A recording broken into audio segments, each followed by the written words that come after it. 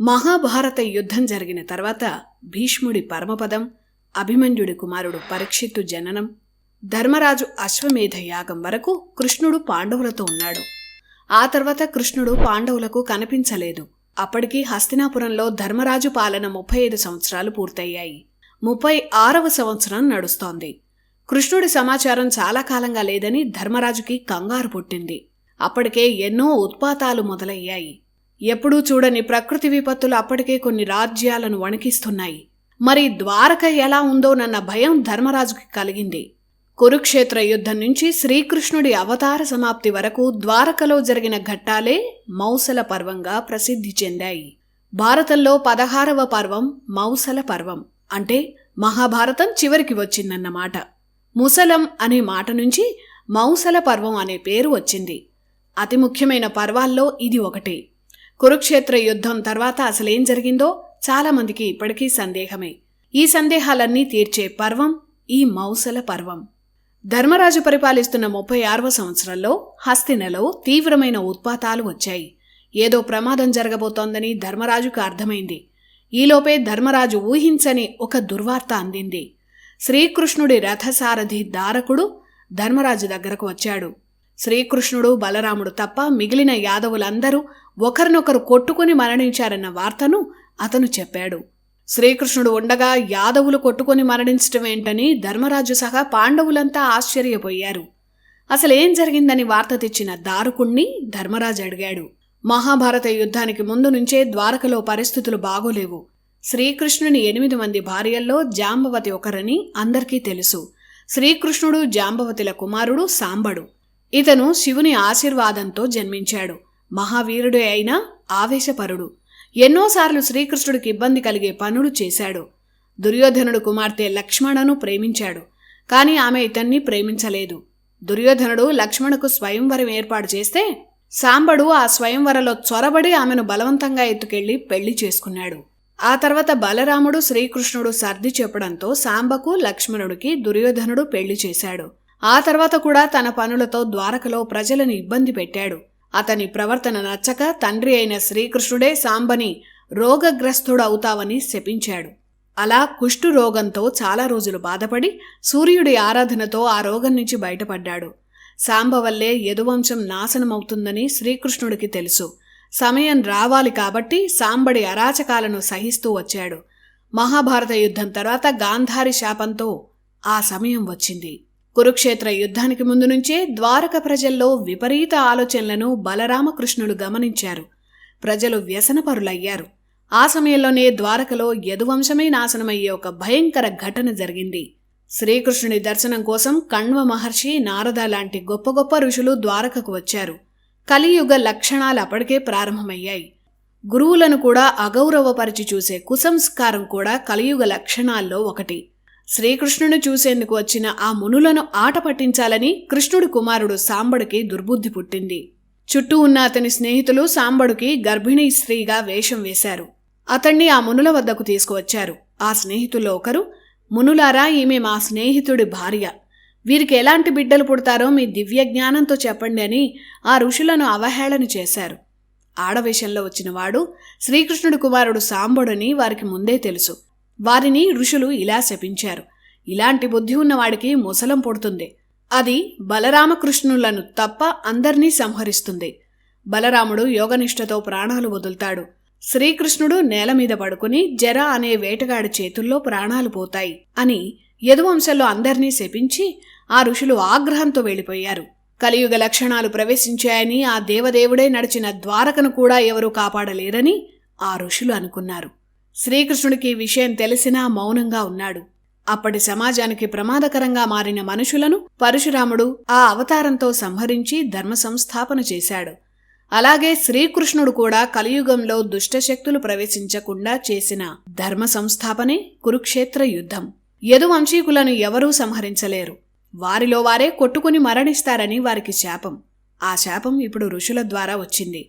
ఋషులు శపించిన వెంటనే సాంబడి గర్భం చీల్చుకొని ముసలం పుట్టింది. ముసలం అంటే ఇనుప రోకలి. ఆ ముసలకాన్ని చూసిన యాదవులు భయపడ్డారు. ఆ ముసలాన్ని శ్రీకృష్ణుడి తండ్రి వసుదేవుడి దగ్గరకు తీసుకువెళ్లారు.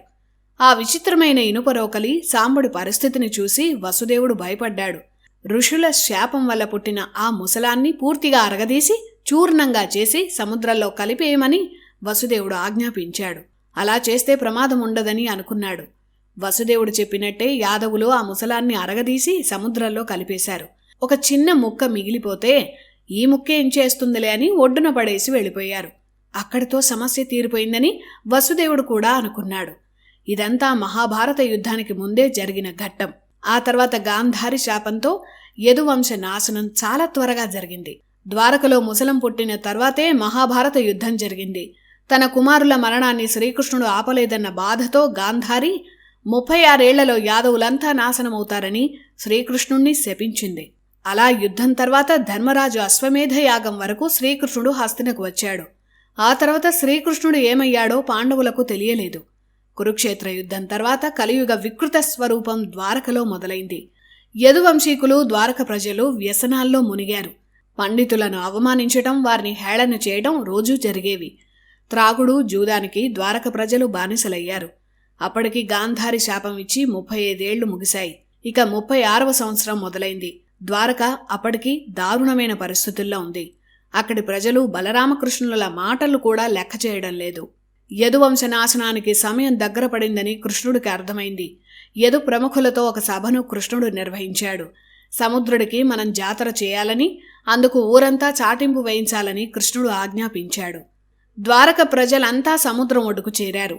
కాసేపటికే శ్రీకృష్ణుడి ఆయుధాలైన శంఖ, చక్ర, గదలు యాదవుల కళ్ల ముందే మాయమయ్యాయి.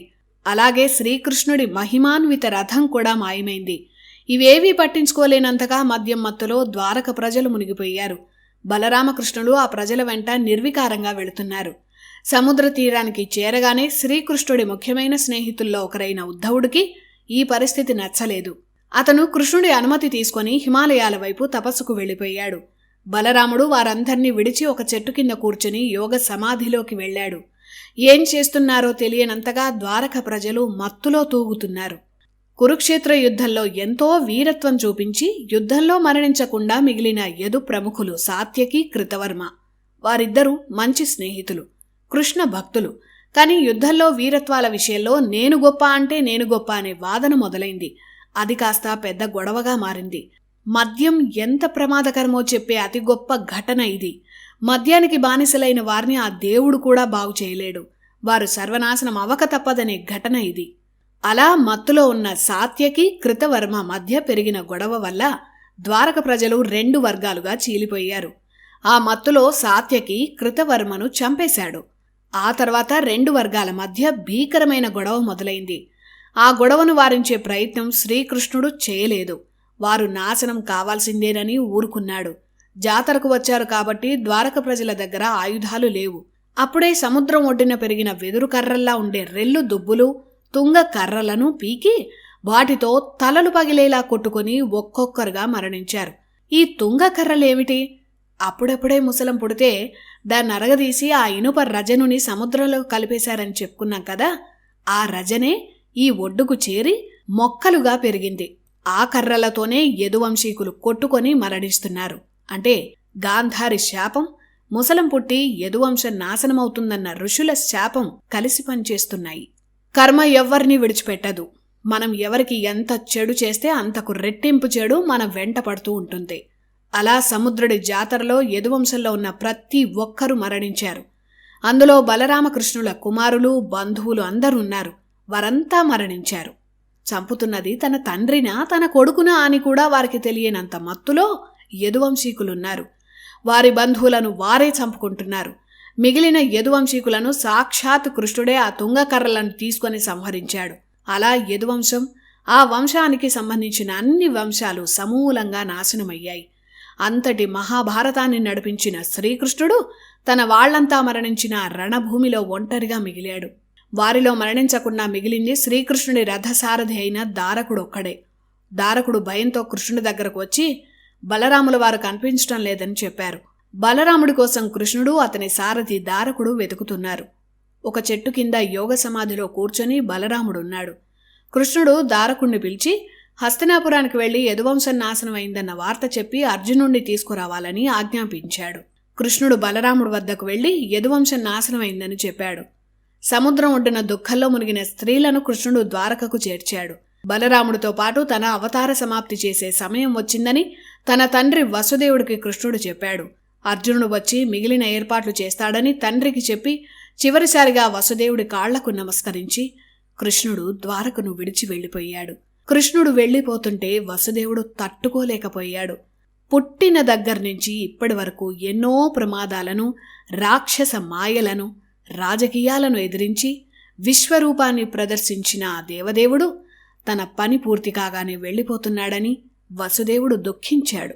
కృష్ణుడు బలరాముడు దగ్గరకు వెళ్లాడు. బలరాముల్లో చలనం లేదు.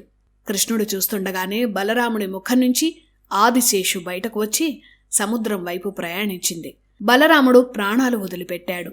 బలరాముడి ఆత్మ విష్ణువులో కలిసిపోయింది. అలా బలరామ అవతారం ముగిసింది. బలరాముడు అవతారం చాలించాక తాను అవతారం చాలించాల్సిన సమయం వచ్చిందని శ్రీకృష్ణుడు అనుకున్నాడు. ఏ అవతారమైనా ఒక శరీరాన్ని ఆశ్రయించడం, తన పని పూర్తయ్యాక ఆ శరీరాన్ని వదిలేయడం అవతారాలలో సహజం. కానీ ఆ శరీరాన్ని వదిలేందుకు ఒక కారణం కావాలి. ఆ కారణం కోసం శ్రీకృష్ణుడు ఎదురుచూస్తున్నాడు. ఒకసారి దుర్వాసుడి పాద ప్రక్షాళన చేస్తుండగా శ్రీకృష్ణుడు ఆ మహర్షి అరికాలు కడగడం మర్చిపోయాడు. అప్పుడు నీ మరణం అరికాల్లోనే ఉంటుందని శ్రీకృష్ణుడితో దుర్వాసుడు అన్నాడు. అంటే శ్రీకృష్ణుడి అరికాలికి గాయమైతే కృష్ణావతారం ఈ శరీరాన్ని వదిలేస్తుందన్నమాట. అందుకే శ్రీకృష్ణుడు ఒక చెట్టు కింద నేల మీద పడుకున్నాడు. యోగ సమాధిలోకి వెళ్ళాడు. అప్పుడే జర అనే రాక్షస అంశ అటుగా తిరుగుతున్న వేటగాణ్ణి ఆవహించింది. ఆ రాక్షస మాయ శ్రీకృష్ణుడి కాళ్లను లేడి ముఖంగా కనిపించేలా భ్రమను కలిగించింది. ముసలాన్ని అరగదీయగా ఒక చిన్న ముక్క మిగిలితే ఆనాడు ఒడ్డున పడేశారని చెప్పుకున్నాం. ఆ ముక్క ఈ వేటగాడికి దొరికింది. బాణం చివర ములుకులా సూదిగా ఉందని తన బాణానికి తగిలించుకున్నాడు. అదే బాణం తీసి జర ఆవహించిన ఆ వేటగాడు లేడి అనుకొని శ్రీకృష్ణుడి అరికాలు మీద బాణం వేశాడు. ఆ బాణం కృష్ణుడి పాదంలో గుచ్చుకొని బయటకు పొడుచుకు వచ్చింది. చనిపోయిన జింకను తీసుకువెళదామని వేటగాడు శ్రీకృష్ణుడు పడుకున్న చోటికి వచ్చాడు. కృష్ణుడి దగ్గరకు రాగానే వేటగాడిని ఆవహించిన జర రాక్షస మాయ వదిలేసింది. జింక బదులు అక్కడ కృష్ణుని చూసి వేటగాడి పై ప్రాణాలు పోయాయి. బోరున ఏడుస్తూ కృష్ణుడి కాళ్ల మీద పడ్డాడు. ఇందులో నీ తప్పేమీ లేదని, ఇది విధిరాత అని చెప్పి ఆ వేటగాడిని ఓదార్చి శ్రీకృష్ణుడు తన శరీరాన్ని వదిలేశాడు. అలా కృష్ణావతారం ముగిసింది. ఎంతటి భగవంతుడికైనా కర్మఫలం తప్పదని చెప్పేందుకు శ్రీకృష్ణుణ్ణి మించిన కథ మరొకటి లేదు. కారాగారంలో పుట్టాడు. రోజుల వయసులోనే కృష్ణుణ్ణి రాక్షసులు చంపాలని చూశారు. వయస్సుతో పాటే కృష్ణుడికి శత్రువులు పెరిగారు. 14 ఏళ్ల పాటు కన్న తల్లిదండ్రుల్నే కలుసుకోలేకపోయాడు. సొంత మేనమామే చంపాలని చూశాడు. కంసుణ్ణి సంహరించి తల్లిదండ్రుల్ని విడిపించుకున్నాడు. నిత్యం యుద్ధాల్లోనే ఉన్నాడు. తన ప్రజలకు ఏమీ కాకూడదని ద్వారకను నిర్మించాడు. ధర్మానికి హాని కలగకూడదని పాండవుల పక్షాన నిలిచాడు. ఈ సమాజంలో ఎలా బతకాలో చెప్పే జీవన పాఠం భగవద్గీతనిచ్చాడు. విశ్వరూపం చూపించి ఈ ప్రపంచంలో మనుషుల బతుకులో ఒక పరమాణువు పాటి కూడా కావని చెప్పాడు. కురుక్షేత్ర యుద్ధంలో రాక్షస అంశతో ఉన్న ప్రతి ఒక్కరిని తుడిచిపెట్టాడు. తన వారని కూడా చూడకుండా అహంకారం, వ్యసనాలతో ప్రమాదకరంగా మారిన యదువంశీకులను పతనం చేశాడు. చివరికి మానవ శరీరంతో ఇవన్నీ చేసినందుకు, చూసినందుకు ఆ శరీరాన్ని వదిలి తనను తాను ప్రక్షాళన చేసుకున్నాడు. అంతటి మహనీయుడు శ్రీకృష్ణుడు. మహాభారతాన్ని అన్నీ తానే నడిపించిన శ్రీకృష్ణుడు అవతారం చాలించి వైకుంఠంలో తన యథాస్థానానికి చేరుకున్నాడు. శ్రీకృష్ణుడు అవతారం చాలించిన సమయమే కలియుగ ప్రారంభం. శ్రీకృష్ణుడు హస్తినకు పంపిన అతని రథసారథి దారకుడికి యదువంశీకులు మరణించారని తెలుసు. కాని శ్రీకృష్ణుడు ఇక లేడన్న సంగతి తెలియదు.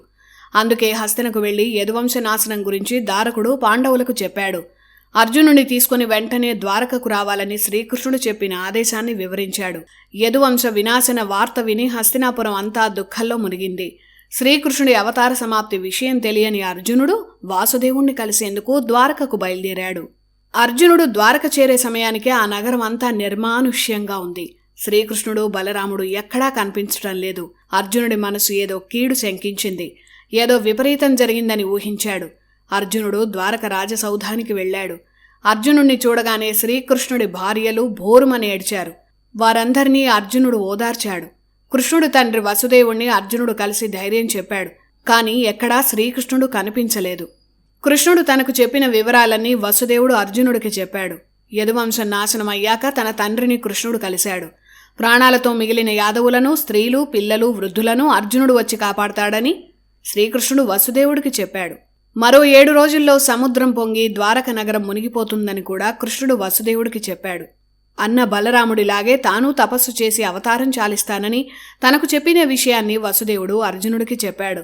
అలా ద్వారక చివరి రోజుల్లో అక్కడ జరిగిన ప్రతి సంఘటనకు అర్జునుడే ప్రత్యక్ష సాక్షి. శ్రీకృష్ణుడు లేని ద్వారకలో అర్జునుడు ఉండలేకపోయాడు. వెంటనే ద్వారకలో మిగిలిన ప్రజలను ఇంద్రప్రస్థానికి తీసుకువెళ్లాలని అనుకున్నాడు. అర్జునుడు, దారకుడు శ్రీకృష్ణుణ్ణి వెతికేందుకు వెళ్లాలనుకున్నారు. ఈలోపు ద్వారకలో ముఖ్యులందర్నీ దారకుడు సమావేశపరిచాడు. మరో 7 రోజుల్లో సముద్రం పొంగి ద్వారక మునిగిపోతుందని, ఆలోపే అందరూ అర్జునుడు వెంట వెళ్లాలని చెప్పాడు. ద్వారకలో ప్రజలంతా ఇంద్రప్రస్థానికి వెళ్లేందుకు సిద్ధమవుతున్నారు. శ్రీకృష్ణుడి ఆప్తులైన ద్వారకావాసుల నివాసానికి ఇంద్రప్రస్థాన్నివ్వాలని అప్పటికే ధర్మరాజు నిర్ణయించాడు.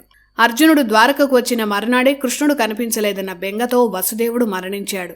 వసుదేవుడు లేకుండా తాము ఉండలేమని అతని భార్యలు దేవకి, రోహిణి, భద్ర, మదిర కూడా ప్రాణత్యాగానికి సిద్ధపడ్డారు. ఎవరెంత చెప్పినా వినలేదు. బలరామకృష్ణులు లేని జీవితం తమకు వద్దన్నారు. అలా వారు కూడా మరణించారు.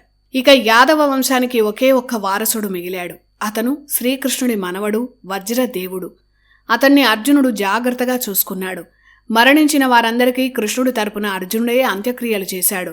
తమ బంధువులు ఇక లేరని ద్వారకంతా ఏడుపులతో నిండిపోయింది. ఆ ఏడుపులతో అర్జునుడు కూడా నిస్సహాయంగా మారిపోయాడు. ఒకప్పుడు సాటిలేని వైభవంతో వెలిగిపోయిన ద్వారక ఆ రోజు ఏడుపులతో శ్మశానల్లా మారింది.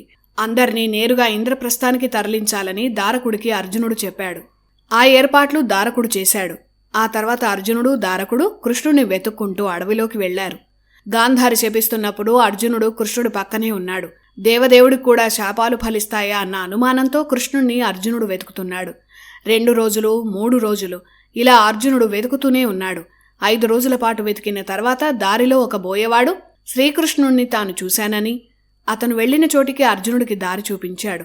అలా వెళ్లి చూస్తే శ్రీకృష్ణుడి శరీరం అలా దిక్కు లేకుండా పడి ఉంది. అది చూసి అర్జునుడు కుప్పగూలిపోయాడు. శ్రీకృష్ణుడి పార్థివ దేహం దివ్యకాంతులు వెదజల్లుతోంది. శ్రీకృష్ణుడే అర్జునుడి ప్రాణం. ఆ ప్రాణమే ఇప్పుడు పోయింది. అర్జునుడు తట్టుకోలేకపోయాడు. శ్రీకృష్ణుడి పార్థివ శరీరాన్ని పట్టుకొని ఏడుస్తూనే ఉన్నాడు. అర్జునుడిలో ధైర్యం, నిగ్రహం రెండూ తగ్గిపోయాయి. కృష్ణుడి అరికాలులో దిగిన బాణాన్ని అర్జునుడు గమనించాడు. కృష్ణుడికి దుర్వాసుడి శాపం తెలుసు. కృష్ణుడి దేహం అంతా ప్రకాశిస్తోంది. కానీ ఒక్క అరికాలు మాత్రమే కమిలిపోయింది. శ్రీకృష్ణుడు నిద్రిస్తున్నట్లే ఉంది తప్ప ప్రాణాలు విడిచారంటే ఎవరూ నమ్మరు. కృష్ణుడి పార్థివ శరీరం అంత ప్రకాశంగా ఉంది.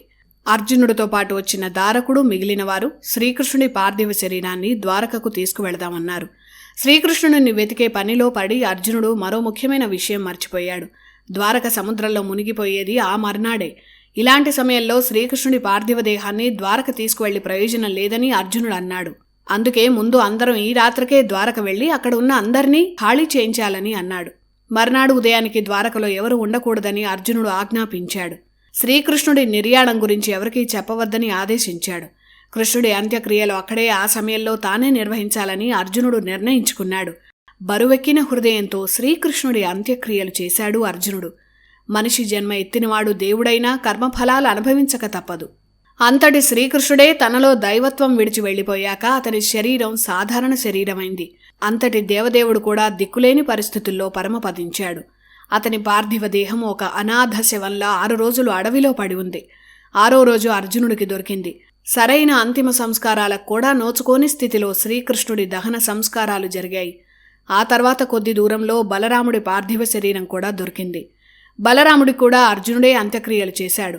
మానవ జీవితం ఎంత దుర్భరమైనదో చెప్తుంది ఈ ఘట్టం. దహనం శ్రీకృష్ణుడి శరీరానికి మాత్రమే జరిగింది, ఆయన దైవత్వానికి కాదు. అలాగే మన శరీరం కూడా ఏదో ఒకరోజు అలా కావాల్సిందే. కానీ మనలో ఉన్న దైవత్వమే ఆత్మరూపంలో విశ్వంలో కలుస్తుంది. అందుకే బతికున్న నాళ్లు చేసే కర్మలు ధర్మబద్ధంగా ఉండాలి. అవి మాత్రమే అందరికీ గుర్తుంటాయి, మన శరీరం కాదు. ఇదే శ్రీకృష్ణుడి అంతిమ ఘట్టం ఇచ్చే సందేశం. అలా బలరామకృష్ణులకు అంతిమ సంస్కారాలు చేశాక అర్జునుడు, అతని వెంట వచ్చిన వారు ద్వారకకు వేగంగా వెళ్లారు. దారకుడు ద్వారకలో ఉన్న వారిని బృందాలుగా ఇంద్రప్రస్థానికి బళ్లపై పంపిస్తున్నాడు. శ్రీకృష్ణుడి భార్యలను, వృద్ధులను, పిల్లలను అర్జునుడి బృందం ఒడ్డుకు చేర్చింది. అలా ఒక్క రాత్రిలో ద్వారకను ఖాళీ చేశారు. తెల్లవారగానే సునామీ లాంటి అలలు ఒక్కసారిగా ద్వారక నగరాన్ని ముంచేశాయి. ద్వారక మునిగిపోవడం అర్జునుడితో సహా అందరూ ప్రత్యక్షంగా చూశారు. అందరూ ద్వారకపై విరుచుకుపడిన అలలను చూసి భయపడ్డారు. అలా వైభవంగా వెలిగిన శ్రీకృష్ణుడు నడిచిన ద్వారక అందరి కళ్ల ముందే సాగరంలో మునిగిపోయింది. అర్జునుడి రక్షణలో ద్వారక ప్రజలు, శ్రీకృష్ణుడి భార్యలు, ఇతర స్త్రీలందరూ ఇంద్రప్రస్థం వైపు ప్రయాణమవుతున్నారు. దారిలో ఒక అడవిలో అందరూ విశ్రాంతి తీసుకుంటున్నారు. అప్పుడే దొంగల ముఠాలు విజృంభించాయి. వారు నిద్రిస్తున్న స్త్రీల ఆభరణాలను లాక్కుంటున్నారు. కొందరు ఆ స్త్రీలపై అత్యాచారాలు చేస్తున్నారు. అర్జునుడు వారితో యుద్ధం చేస్తున్నాడు. అయినా ఫలితం లేదు. ఒక్క దివ్యాస్త్రం కూడా అర్జునుడికి గుర్తురాలేదు. కురుక్షేత్రంలో 11 అక్షౌహిణుల సైన్యాన్ని భయపెట్టిన గాంధీవం ఒక 25 మంది దొంగలను కూడా ఏమీ చేయలేకపోయింది. గాంధీవం పని చేయలేదు. ఎప్పుడూ తరగని సంఖ్యలో బాణాలుండే అక్షయ తుణీరంలో బాణాలు కూడా అయిపోయాయి. అక్షయ తుణీరం ఇప్పుడు ఎందుకు పనికి రాకుండా పోయింది? ఇన్నాళ్ళు తన శక్తి శ్రీకృష్ణుడు. శ్రీకృష్ణుడి శక్తే తన గాంధీవంలో, అక్షయ తుణీరంలో, తన దివ్యాస్త్రాల్లో ఉండి నడిపించిందని అర్థమైంది. నరనారాయణుల అవతారమే అర్జున శ్రీకృష్ణుడు. ఇద్దరిలో ఎవరూ లేకపోయినా ఇంకొకరికి శక్తి ఉండదు. అలా కురుక్షేత్ర యుద్ధంలో లక్షల సైన్యాన్ని సంహరించిన అర్జునుడు ఒక దొంగల ముఠా ముందు ఓడిపోయాడు. దైవశక్తి ఎంత గొప్పదో వర్ణించిన ఘట్టమిది. అందుకే నిత్యం భగవంతుణ్ణి స్మరించాలని పెద్దలు చెప్తారు. ఆ శక్తి మనకు సాధ్యం కాని పనులను కూడా చేయించగలదు. అలా దొంగలు యదువంశ స్త్రీల ఆభరణాలు దోచుకున్నారు. శ్రీకృష్ణుడి భార్యలను, కొందరు స్త్రీలను అర్జునుడు రక్షించగలిగాడు. దొంగలు నగలు, ధనంతో పారిపోయారు. సర్వం కోల్పోయి కట్టుబట్టలతో ద్వారక ప్రజలు కురుక్షేత్ర ప్రాంతానికి చేరుకున్నారు. వారిని పరామర్శించేందుకు అక్కడ హస్తినాపురం ప్రజలు, ముఖ్యులు ఎదురుచూస్తున్నారు. జరిగిన విషయాలన్నీ అర్జునుడు ధర్మరాజుకు వివరించాడు. దొంగలు దాడి చేయడం వల్ల సర్వం కోల్పోయిన ప్రజలను అర్జునుడు మొదట హస్తినకు తీసుకువెళ్లాడు. ధర్మరాజు వారందర్నీ తన సొంత మనుషుల్లా చూసుకున్నాడు. ఎవరికి వారు స్వతంత్రంగా నివసించేందుకు ఏర్పాట్లు చేశాడు. కృతవర్మ కుమారుడికి అతని బంధువులు పరిపాలించుకునేందుకు మృత్తికావతపురాన్ని ఇచ్చాడు. సాత్యకి కుమారుణ్ణి సరస్వతీ నగరానికి పట్టాభిషిక్తుణ్ణి చేశాడు. మిగిలిన వారందర్నీ ఇంద్రప్రస్థానికి తీసుకువెళ్లాడు. శ్రీకృష్ణుడి మనవడు వజ్రుడిని ఇంద్రప్రస్థానికి రాజుని చేశాడు. ఆ తర్వాత అతని వారసులే ఇంద్రప్రస్థాన్ని పరిపాలించారు. ఇంద్రప్రస్థమే నేటి ఢిల్లీ. శ్రీకృష్ణుడి అష్టభార్యలు, బలరాముడి భార్యలు పాండవుల సంరక్షణలో హస్తినాపురంలోనే ఉన్నారు. కాని అప్పటికీ అర్జునుడు శ్రీకృష్ణుడి నిర్యాణ వార్తను ఎవరికీ చెప్పలేదు. ఎలా చెప్పాలా అని ఆలోచిస్తున్నాడు. అందరూ హస్తినలో కుదురుకున్నాక ఒకరోజు శ్రీకృష్ణుడి భార్యలు రుక్మిణి, సత్యభామ సహా అందర్నీ అర్జునుడు సమావేశపరిచాడు. కృష్ణుడి అవతార సమాప్తి, ఆ దేవదేవులైన బలరామకృష్ణుల పార్థివ దేహానికి తాను అంత్యక్రియలు చేసిన విషయాలన్నీ వారితో దుఃఖంతో అర్జునుడు చెప్పాడు. శ్రీకృష్ణుడు లేడన్న విషయం తెలిసి అష్టభార్యలు కుప్పగూలిపోయారు. వారిని ఓదార్చడం అర్జునుడి వల్ల కాలేదు. కృష్ణుడి భార్యల్లో రుక్మిణి, జాంబవంతులు తమ నాథుడు లేకుండా బతకలేమని ఆత్మార్పణ చేసుకున్నారు. సత్యభామ సహా మిగిలిన భార్యలు అరణ్యాలకు తపస్సు కోసం వెళ్లిపోయారు. ఈ ఘట్టాలన్నీ అయిన తర్వాత అర్జునుడు వ్యాస ఆశ్రమానికి వెళ్లాడు. జరిగిన కథంతా అర్జునుడు వ్యాసుడికి చెప్పాడు. ఆ సమయంలో అస్త్రాలు గుర్తురాకపోవడం, గాంధీవం పనిచేయకపోవడం, తన శక్తి క్షీణించటం ఇవన్నీ ఎందుకు జరిగాయని అర్జునుడు వ్యాసుడిని అడిగాడు. అప్పుడు వ్యాసుడు ఇలా చెప్పాడు.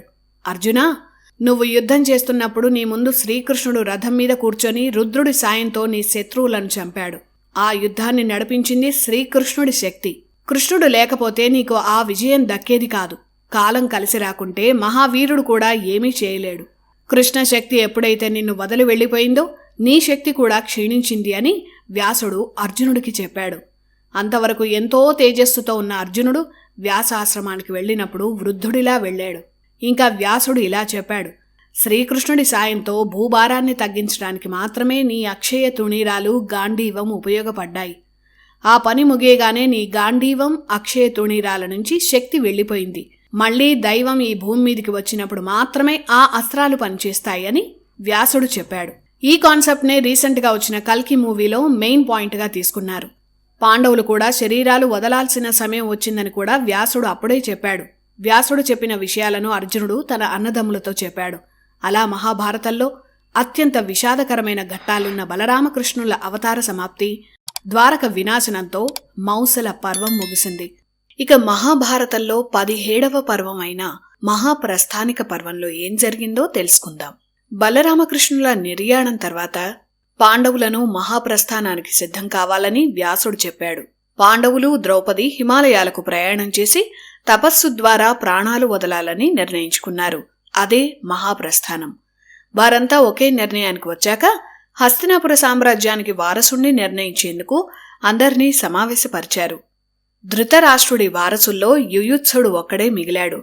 ధర్మరాజు యుయుత్సుడిని కురు సామ్రాజ్యానికి తాత్కాలిక చక్రవర్తిని చేశాడు. పరీక్షిత్తుకి యువరాజు పట్టాభిషేకం చేశాడు. యుయుత్సకి పరీక్షిత్తుని అప్పజెప్పాడు. శ్రీకృష్ణుడి మనవడు వజ్రుడు ఇంద్రప్రస్థానికి రాజు అయ్యాడు. ఇలా పాండవుల తర్వాత హస్తినలో కురువంశం, ఇంద్రప్రస్థంలో యదువంశం పాలన సాగింది. శ్రీకృష్ణుడి చెల్లెలు అర్జునుడి భార్య సుభద్ర హస్తినాపురంలోనే ఉంది. కురు, యదువంశాల పరిరక్షణ బాధ్యతను పాండవులు సుభద్రకు అప్పజెప్పారు. భారత యుద్ధంలో మరణించిన వీరుల కుటుంబాలకు అగ్రహారాలు, గ్రామాలు, ధనం దానం చేశారు. పరీక్షిత్తుకి అన్ని విద్యలను నేర్పాలని అతనికి గురువుగా కృపాచార్యను ధర్మరాజు నియమించాడు. తర్వాత హస్తినాపుర ప్రజలతో ఒక సభను పాండవులు ఏర్పాటు చేశారు. తమ తర్వాత హస్తినాపుర చక్రవర్తిగా అభిమన్యుడి కుమారుడు పరీక్షిత్తు ఉంటాడని, తమను ఆదరించినట్లే పరీక్షిత్తుపై ప్రేమాభిమానాలు చూపించాలని ప్రజలకు ధర్మరాజు చెప్పాడు. అన్ని రకాలుగా రాజ్యాన్ని అభివృద్ధి చేసిన పాండవులు అరణ్యాలకు వెళ్లడం హస్తినాపుర ప్రజలకు ఇష్టం లేదు. వారిని వెళ్లనివ్వలేదు. ధర్మరాజు అన్ని విధాలుగా నచ్చజెప్పి మహాప్రస్థానానికి పాండవులు బయలుదేరారు. పాండవులు, ద్రౌపది తమ వైభోగాలన్నీ వదిలేసి సన్యాసం స్వీకరించారు. పాండవులు, ద్రౌపది అరణ్యాల వైపు నడిచారు. నగరం చివరి వరకు వారిని ప్రజలు సాగనంపారు. నగరం సరిహద్దులకు వచ్చాక ప్రజలను వెంట వచ్చిన యుయుత్స, పరీక్షిత్తులను వెనక్కు వెళ్లాలని ధర్మరాజు ఆదేశించాడు. ఆ తర్వాత పాండవులు అరణ్యానికి వెళ్లిపోయారు. కాని వారి వెంట హస్తినాపురం నుంచి ఒక కుక్క మాత్రం వెంబడిస్తూ వెళుతోంది. పాండవులు వారి ఆయుధాలతోనే అరణ్యంలో ప్రయాణిస్తున్నారు. గంగానదిని దాటి తూర్పు సముద్ర తీరానికి చేరుకున్నారు. వారి వెంట ఆ కుక్క కూడా వెళుతూ ఉంది. అప్పుడు వారికి అగ్నిదేవుడు ప్రత్యక్షమయ్యాడు. అగ్నిదేవుడు ఇలా అన్నాడు: అర్జున, శ్రీకృష్ణుడి సుదర్శన చక్రం ఎప్పుడో వైకుంఠం చేరింది. నువ్వు ఇంకా ఈ గాంధీవాన్ని వెంట తీసుకొని వెళ్లకూడదు అన్నాడు. దుష్ట సంహారం చేసిన ఈ గాంధీవాన్ని వరుణుడి నుంచి తీసుకొని అగ్నిదేవుడే అర్జునుడికిచ్చాడు. గాంధీవంతో చేయాల్సిన పని ముగిసిపోయింది.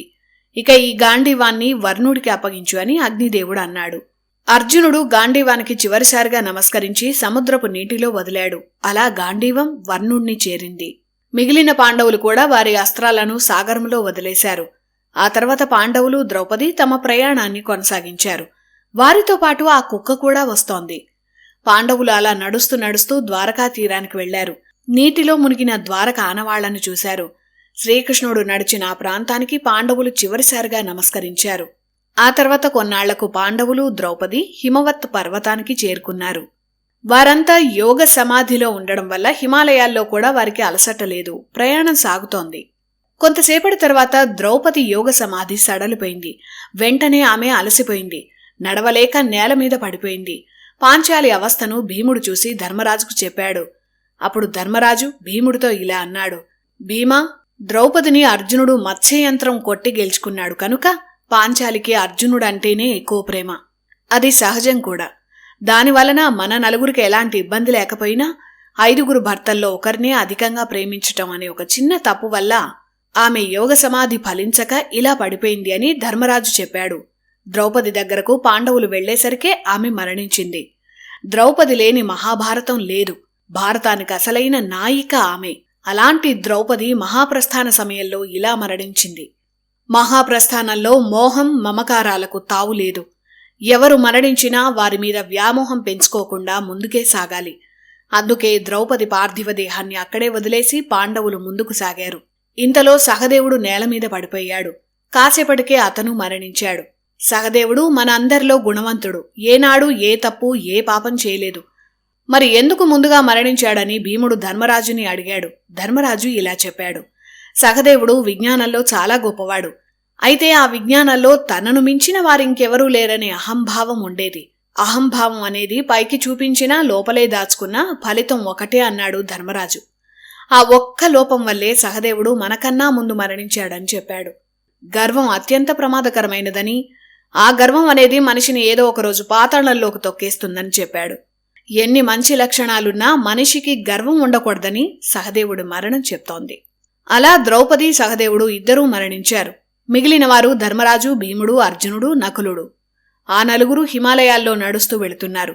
హస్తినాపురం నుంచి ఆ కుక్క మాత్రం వీరిని వదిలిపెట్టకుండా వస్తూనే ఉంది.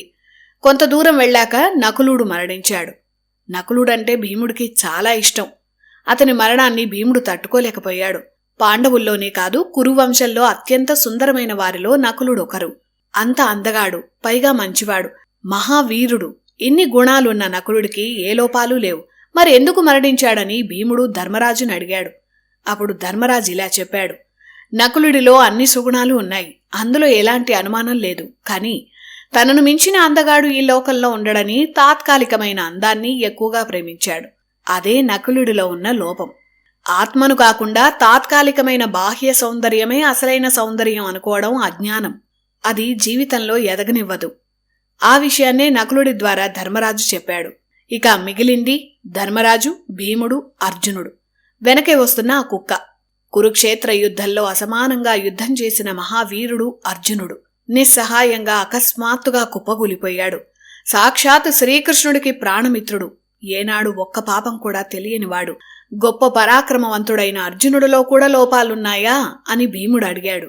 అప్పుడు ధర్మరాజు ఇలా చెప్పాడు: అర్జునుడిలో లోపాలే ఉన్నాయా అని ధర్మరాజు కూడా ఆలోచించాల్సి వచ్చింది. అప్పుడు తాను గమనించిన ఒక విషయాన్ని ధర్మరాజు చెప్పాడు. అర్జునుడు గొప్ప ధనుర్ధారి. ఆ అహంకారం తనలోనూ ఉండేది. తనను మించిన వీరుడు లేడని చెప్తుండేవాడు. ఎంత గొప్ప వీరుడైనా ప్రగల్భాలు పలకకూడదు. కౌరవులందర్నీ ఒకే రోజు సంహరించగలనని అర్జునుడు యుద్ధానికి ముందు ప్రగల్భాలు పలికాడు. కాని ఆ ప్రతిజ్ఞను నెరవేర్చలేకపోయాడు. ఎంత గొప్ప సామర్థ్యం ఉన్నా అది పనిలో చూపించాలి, కాని మాటల్లో కాదు. అర్జునుడు ఎన్నో గొప్ప విజయాలు సాధించాడు. కాని వాటితో పాటు అప్పుడప్పుడు తన సామర్థ్యం గురించి గొప్పలు చెప్పేవాడు. అదే అతనిలోని లోపం. అది మినహాయిస్తే అర్జునుడి మించిన వీరుడు ప్రపంచంలో ఇంకెవరూ లేరని ధర్మరాజు అన్నాడు. అందుకే ఏ పనైనా చేతల్లో చూపించాలి గాని మాటల్లో కాదు అంటారు. మహాప్రస్థానంలో మొదట ద్రౌపది, తర్వాత సహదేవుడు, ఆ తర్వాత నకులుడు, అర్జునుడు మరణించారు. ఇక మిగిలింది ఇద్దరే, ధర్మరాజు, భీముడు.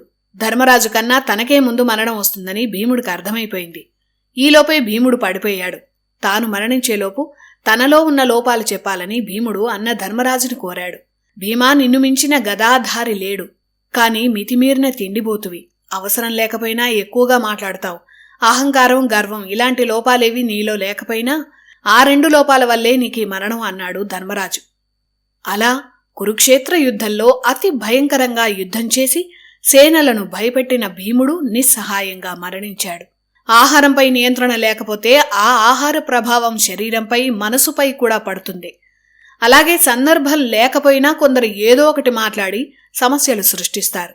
దానివల్ల ఇతరులు ఇబ్బందుల్లో పడతారు లేదా బాధపడతారు. అలాంటివి మన వ్యక్తిత్వాన్ని తక్కువ చేస్తాయి. ఇదే భీముడి విషయంలో ధర్మరాజు చెప్పిన సందేశం. ఇలా పాండవుల్లో తన నలుగురు తమ్ముళ్లైన భీమార్జున, నకుల, సహదేవ, ఇక వారి ధర్మపత్ని ద్రౌపది అందరూ మరణించారు. ధర్మాన్ని నమ్ముకొని ఎన్ని కష్టాలు వచ్చినా, ఎవరు తనని ఎన్ని మాటలన్నా ఆ ధర్మాన్నే అంటిపెట్టుకున్న ధర్మరాజు, అతనితో పాటు హస్తినాపురం నుంచి వెంటపడి వస్తున్న కుక్క ఇద్దరూ మిగిలారు. ధర్మరాజు యోగ సమాధి స్థితిలో ముందుకు నడుస్తూ తన మరణం కోసం ఎదురుచూస్తున్నాడు. కాని తనకు మరణం రాలేదు. కొంత దూరం వెళ్ళాక మహేంద్రుడు ధర్మరాజు ముందుకు విమానంతో వచ్చాడు. ఇంద్రుడు ధర్మరాజుని తన విమానంలో కూర్చోమని చెప్పాడు. నా తమ్ముళ్ళు, భార్య అందరూ మరణించారు. వారు లేకుండా నేను రాలేను. వారిని కూడా బతికించాలని ఇంద్రుణ్ణి ధర్మరాజు వేడుకున్నాడు. నీ వారంతా వారి శరీరాలను విడిచిపెట్టి స్వర్గానికి వెళ్లారని, నీ ధర్మనిరతి వల్ల నువ్వు ఒక్కడివే నీ శరీరంతో మరణించకుండానే స్వర్గలోకానికి వస్తున్నావని ఇంద్రుడు ధర్మరాజుకు చెప్పాడు.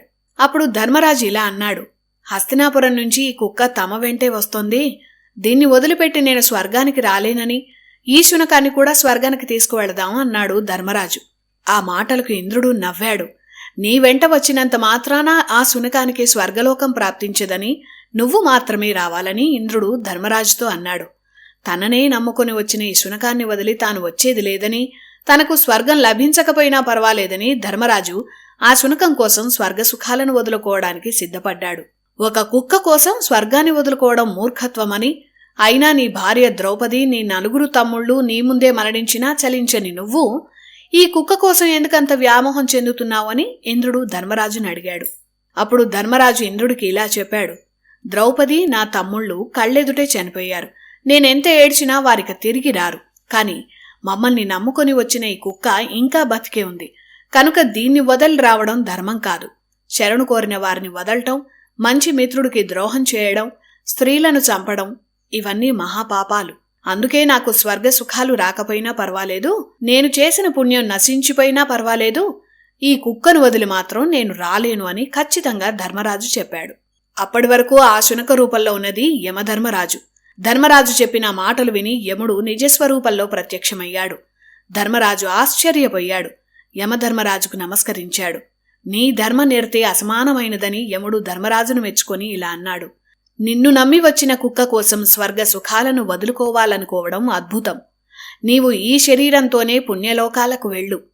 అక్కడ నీకు సకల సౌఖ్యాలు లభిస్తాయి అని యముడు ధర్మరాజుకి వరం ఇచ్చాడు. అలా ధర్మరాజుని ఇంద్రుడు స్వర్గలోకానికి తీసుకువెళ్లాడు. అలా పాండవుల మహాప్రస్థాన పర్వం ముగిసింది. ఇక మహాభారతంలో చివరిదైన 18వ పర్వంలోకి వచ్చాం. ఈ పర్వంతో మహాభారతం పూర్తి అవుతుంది. ఇన్నాళ్లుగా మా తెలుగు ఇతిహాసంలో మహాభారతాన్ని ఇంతలా ఆదరించినందుకు మీ అందరికీ కృతజ్ఞతలు. మీకు ఈ మహాభారతాన్ని తెలియజేసిన నేను అవనిజ సతీష్. ప్రఖ్యాత ఈటీవీలో 10 ఏళ్లు న్యూస్ ప్రెజెంటర్గా పనిచేశాను. కర్ణాటక సంగీతంలో పోస్ట్ గ్రాడ్యుయేట్ చేశాను. సంగీత వైదిక కుటుంబాల నుంచి వచ్చిన నేపథ్యం నాది. ఇక మహాభారతంలో చివరిదైన 18వ పర్వం స్వర్గారోహణ పర్వాన్ని మొదలు పెడదాం. 17వ పర్వం మహాప్రస్థానిక పర్వం కదా. ఆ పర్వం చివరిలో దేవేంద్రుడు వచ్చి ధర్మరాజుని మరణం లేకుండానే స్వర్గానికి తీసుకువెళ్లాడు. కాని తన తమ్ముళ్ళు, భార్య ఎలా ఉన్నారో తెలుసుకోవాలని ఉందని ఇంద్రుణ్ణి అడిగాడు. ధర్మరాజు మరణించలేదు కాబట్టి సాధారణంగా ఉండే భావోద్వేగాలే స్వర్గంలోనూ అతనికున్నాయి. అప్పుడు ఇంద్రుడు తన వారిని చూపిస్తానని ధర్మరాజుకి చెప్పాడు. ఇంద్రుడు తన దూతను ధర్మరాజుతో పంపాడు. ఇలా తన వారిని ఒక్కొక్కరిని ధర్మరాజు చూశాడు. ధర్మరాజుతో పాటు నారదుడు, దేవర్షులు కూడా వెళ్లారు. ఇంద్రుడు పంపిన దేవదూత మొదట స్వర్గంలో సుఖాలు అనుభవిస్తున్న దుర్యోధనుణ్ణి ధర్మరాజుకు చూపించాడు. అతణ్ణి చూసి ధర్మరాజు ఆశ్చర్యపోయాడు. దుర్యోధనుడికి దేవకాంతలు సేవలు చేస్తున్నారు. దుర్యోధనుడు ఎన్నో పాపాలు చేశాడు కదా. అవసరం లేని మహాయుద్ధానికి కారణమయ్యాడు. ఎంతోమంది చక్రవర్తులు దుర్యోధనుడి వల్ల నాశనమైపోయారు. స్త్రీ అని చూడకుండా ద్రౌపదిని నిండు సభకు ఈడ్చుకువచ్చి ఘోరంగా అవమానించాడు. అలాంటివాడు స్వర్గసుఖాలు అనుభవిస్తున్నాడేంటి అని ధర్మరాజు దేవర్షులను అడిగాడు. ఇలాంటి వారికే స్వర్గం లభిస్తుంది అంటే అలాంటి స్వర్గం తనకు అక్కర్లేదని, తన తమ్ముళ్ళు, భార్య ఎక్కడ ఉన్నారో తనను అక్కడికే చేర్చాలని ధర్మరాజు దేవదూతతో అన్నాడు. అప్పుడు ధర్మరాజు సందేహాన్ని నారదుడు ఇలా తీర్చాడు: యుధిష్ఠిరా, దుర్యోధనుడు మరణించాడు. ఇక్కడ ఉన్నది అతని దివ్య దేహం. మీరు భూమి మీద చూసిన దేహం కాదు. దుర్యోధనుడు యుద్ధంలో వీరత్వం చూపించి వీరమరణం పొందాడు. యుద్ధంలో శత్రువులను సంహరించటం పాపం కాదు, అది వీరత్వం అవుతుంది. యుద్ధంలో అసమాన వీరులందరికీ స్వర్గంలో ప్రవేశముంటుందని, అందుకు ఆశ్చర్యం అవసరం లేదని నారదుడు ధర్మరాజుకు చెప్పాడు. ఇక ఇతను ఎంతకాలం ఈ స్వర్గంలో ఉంటాడో నీకు కాసేపట్లో అర్థమవుతుందని నారదుడు అన్నాడు. ఆ తర్వాత ధర్మరాజుకి కర్ణుణ్ణి చూడాలనిపించింది. కర్ణుడు తనకు అన్న అని తెలిసినప్పటినుంచి అతని మరణానికి కారణమయ్యానన్న బాధతో ధర్మరాజు పశ్చాత్తాపంతో కుంగిపోతున్నాడు. అప్పుడు ఇంద్రుడి దేవదూత ధర్మరాజుని నరకలోకానికి తీసుకువెళ్లాడు. నరకానికి వెళ్లే మార్గమంతా చాలా భయంకరంగా ఉంది. రకరకాల కీటకాలు దుర్గంధాన్ని పుట్టిస్తున్నాయి. శవాలు కుప్పలుగా పడి ఉన్నాయి. ఆ శవాల దుర్గంధాన్ని ధర్మరాజు తట్టుకోలేకపోయాడు. అలా ధర్మరాజు వైతరిణి నది వరకు వచ్చాడు. ఆ నదిలో నీరు సలసలా కాగుతోంది. ఆ ఒడ్డున అతి భయంకరమైన నరకాల్లో పాపులు శిక్షలు అనుభవిస్తున్నారు. ఈ నరకాన్ని చూడలేకపోతున్నానని వెంటనే ఇక్కడి నుంచి తన అన్నదమ్ములున్న చోటికి తీసుకువెళ్లాలని ధర్మరాజు దూతను కోరాడు. అప్పుడు ధర్మరాజుకు కొన్ని మాటలు వినిపించాయి. ఓ యుధిష్ఠిరా, నీ రాక వలన మా పాపాలన్నీ పోయాయి. నిన్ను చూడడం వలన మా బాధలు దూరమయ్యాయి. నువ్వు కాసేపు ఇక్కడే ఉండి మాకు ఆనందం కలిగించు అన్న మాటలు వినిపించాయి. ఈ మాటలెవరివి అని ధర్మరాజు అడిగాడు. అప్పుడు మేమంతా కర్ణుడు, భీముడు, అర్జునుడు, నకులుడు, సహదేవ, ద్రౌపది అని వారు చెప్పారు. తాము ఇక్కడ నరక బాధలు అనుభవిస్తున్నామని ధర్మరాజుకి తమ బాధలు చెప్పారు. ఎప్పుడూ ఎవరికీ ద్రోహం చేయని, సత్యం, దయా కలిగిన తన అన్నదమ్ములకు, ద్రౌపదికి ఈ దుర్గతి పట్టడం ఏంటని ధర్మరాజు బాధపడ్డాడు. ఇంద్రుణ్ణి, దేవతలను తిట్టుకున్నాడు. స్వర్గ నరకాల్లో న్యాయం, ధర్మం లేదని ధర్మరాజు అనుకున్నాడు. జీవితంలో ఒక్కరికి కూడా మేలు చేయని దుర్యోధనుడికి స్వర్గసుఖాలు, ఎలాంటి పాపాలు చేయని తనవారికి నరకయాతనలా అనుకున్నాడు. సాక్షాత్ దైవమే ఇలా చేస్తే ఎలా అని ఆగ్రహించాడు. ధర్మరాజుకి ఇంద్రుడి మీద చాలా కోపం వచ్చింది. పక్కనే ఉన్న దేవదూతను చూసి, దూత, నీ సాయం ఇక నాకు అవసరం లేదు. నా అన్న కర్ణుడు, నా తమ్ముళ్ళు, నా భార్య నరకబాధలు అనుభవిస్తున్నప్పుడు నాకు స్వర్గసుఖాలతో పనిలేదు. వారు ఎక్కడ ఉంటే నేనక్కడే ఉంటానని ఈ మాటలను నా మాటలుగా ఇంద్రుడికి చెప్పని దూతను పంపించి వేశాడు. ఆ తర్వాత కొంతసేపటికి దేవేంద్రుడు, అష్టదిక్పాలకులు, దేవఋషులు ధర్మరాజు దగ్గరకు వచ్చారు. యమధర్మరాజు కూడా వచ్చాడు. వారు వచ్చిన వెంటనే నరకంలో అంతకుముందు చూసిన భయంకర వాతావరణం లేదు. అంతా అద్భుతంగా మారిపోయింది. వారు ఒక్క మాట ధర్మరాజుకు చెప్పారు. రాజ్యంతే నరకం ధ్రువం అని వేదాలు చెప్తున్నాయి. అంటే రాజ్యాన్ని పాలించే చక్రవర్తికి నరకం తప్పదు. అందుకే ధర్మరాజుకి నరక దర్శనమైంది. అలాగే ఇంద్రుడు, దేవర్షులు కూడా చెప్పారు. పుణ్యం, పాపం ఒకదాని వెంట మరొకటి ఉంటాయి.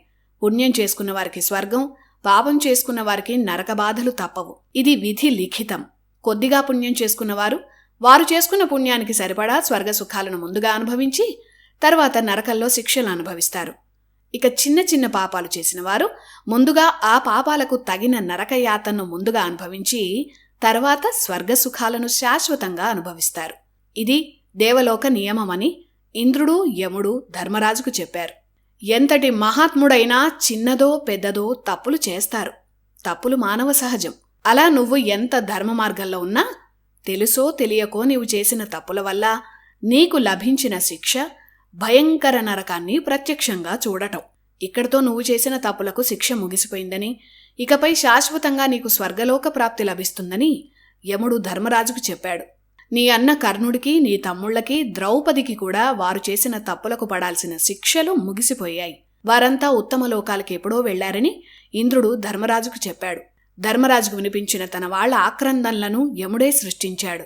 ఏమీ చేయలేని నిస్సహాయ స్థితిలో మన సొంత మనుషుల కష్టాన్ని మన కళ్లతో చూడటం కన్నా నరకం ఏముంటుంది? ఆ నరకాన్నే యుధిష్ఠిరకు యముడు చూపించాడు. దుర్యోధనుడు కూడా తాను చేసిన కొద్దో గొప్పో పుణ్యానికి మొదట స్వర్గంలో కనిపించాడు. ఆ తర్వాత అతని జీవితమంతా నరక శిక్షలు అనుభవిస్తాడని యముడు ధర్మరాజుకు చెప్పాడు. అక్కడ కనిపించే పుణ్యతీర్థంలో అభ్యంగన స్నానం చేయాలని ధర్మరాజుకి ఇంద్రుడు చెప్పాడు. అభ్యంగన స్నానం చేసిన వెంటనే ధర్మరాజు మానవ శరీరాన్ని వదిలి దివ్య శరీరాన్ని ధరించాడు. అతనిలో అంతవరకు ఉన్న మానవ భావోద్వేగాలన్నీ పోయాయి. ఇంద్రుడితో కలిసి ధర్మరాజు స్వర్గలోకానికి వెళ్లాడు.